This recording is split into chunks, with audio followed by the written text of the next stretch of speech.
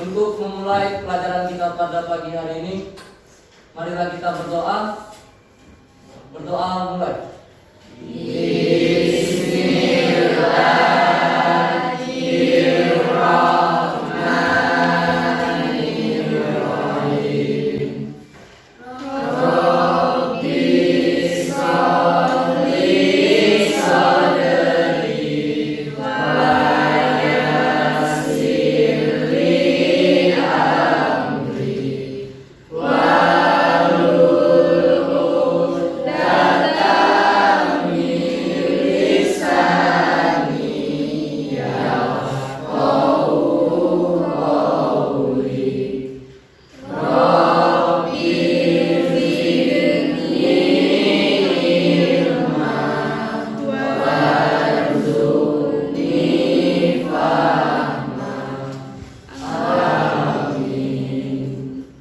Beri salam.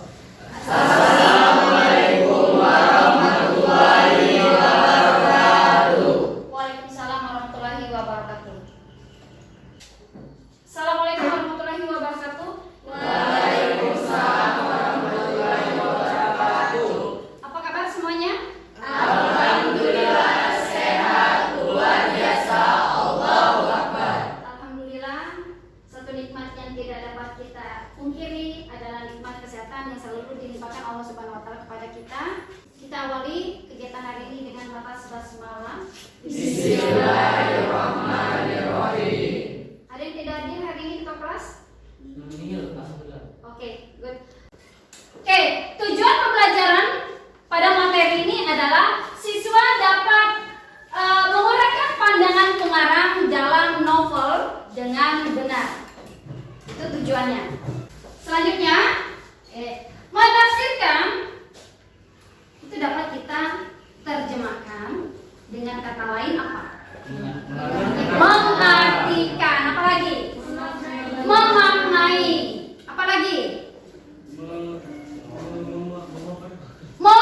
Memahami apa yang disampaikan oleh penulis atau pengarang. Ya, itu arti menafsirkan.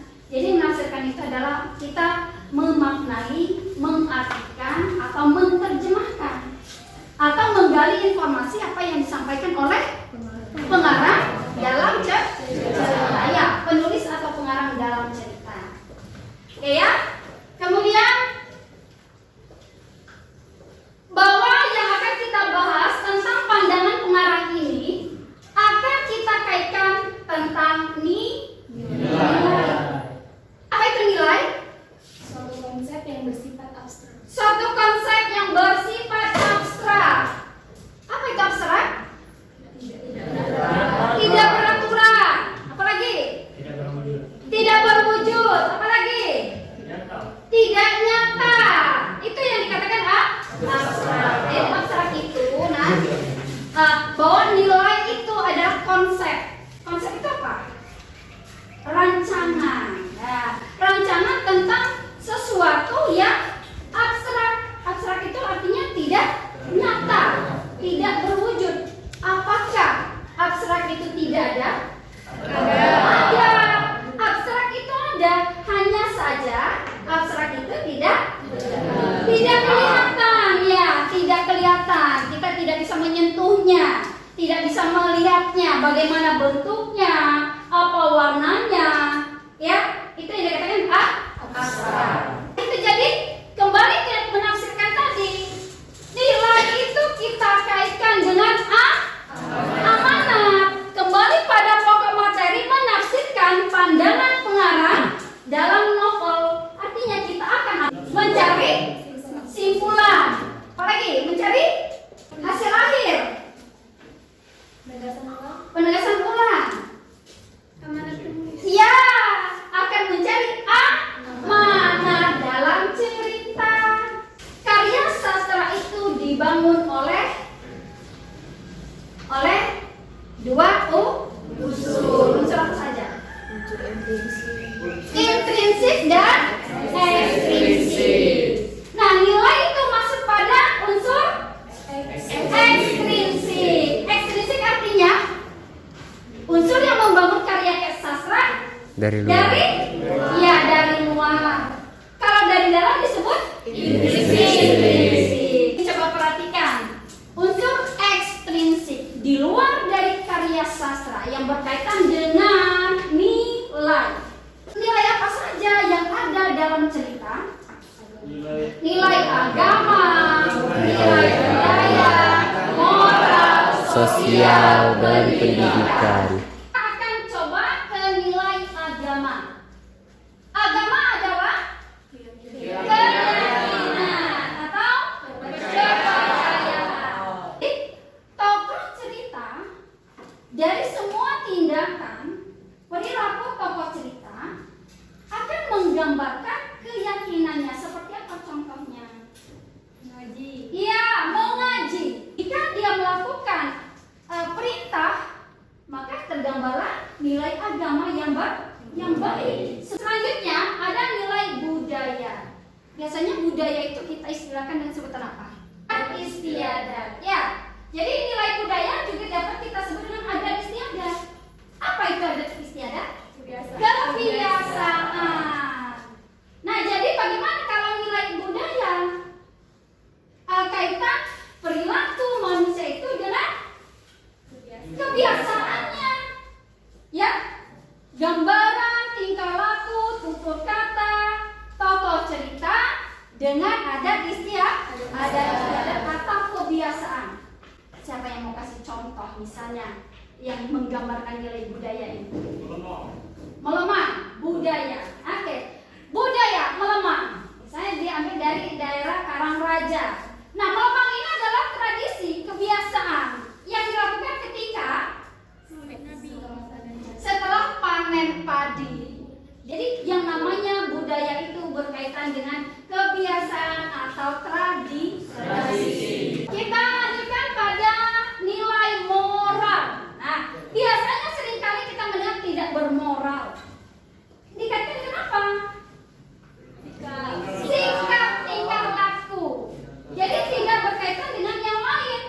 Kaitan adalah orang itu, tokoh itu, pribadi itu dengan dirinya sendiri, yaitu dengan tindakannya, ucapannya, tutur katanya. Ya, ada yang bisa memberi contoh? Arbia? Misalnya kita ketimpa musibah mengucapkan Astagfirullahaladzim atau innalillahi. Ya, selanjutnya yaitu nilai sosial. Iya, hubungan manusia dengan manusia. Menggambarkan individu itu, tokoh cerita itu dengan orang lain. Contohnya apa? Tolong menolong. Jadi nilai sosial itu antara tokoh cerita dengan orang lain. Karena sosial itu adalah kaitannya dengan orang banyak.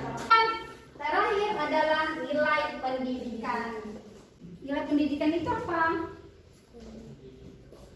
Suatu pembelajaran yang akan berakhir dengan satu manfaat atau guna. Itu adalah nilai pendidikan. Seperti kita lakukan. Ya, belajar. Apa akhir dari pendidikan itu? Belajar itu? Ia mendapatkan ilmu. Kemudian ilmu itu kalau kita manfaatkan maka akan berguna. Kita lihat ada contoh gambaran dari nilai moral. Coba dibaca, diamati sebuah kutipan singkat. Nilai moral apa yang tergambar di sana? Tidak nurut. Jadi nilai itu akhir dari cerita yang disampaikan dalam sebuah cerita, apakah itu bentuk novel, cerpen ataupun roman, semua akan ada amanat. Ada hal yang harus kita petik dari sana. Ada pesan pengarang dalam cerita. Perlu kita pahami bahwa setiap rangkaian cerita yang ada dalam cerita yang kita baca pasti terbesit, tersembunyi amanat. Ada pesan pengarang. Pesannya tidak lisan, tetapi melalui tulisan. Di mana kita mengambil amanat? Di akhir cerita.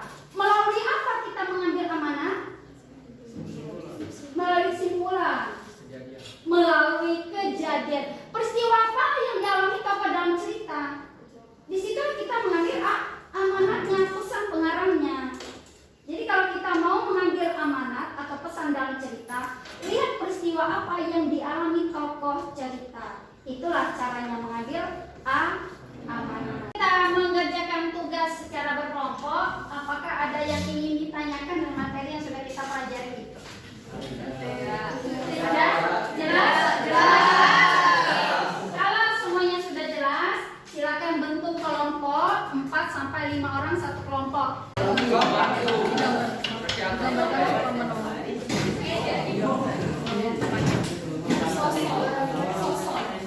Sekarang waktunya kita untuk mendiskusikan hasil kerja kelompok kalian. Kita akan awali dengan kelompok kami, kelompok pertama ya.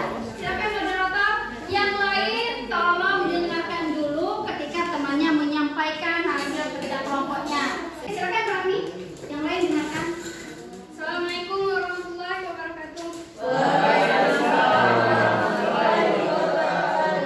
Saya perwakilan dari kelompok pertama akan menyampaikan hasil dari cerita di atas, bahwasanya mengandung nilai sosial. Karena di dalam teks tersebut Andi digambarkan suka menolong ketika temannya mendapat kesusahan atau musibah.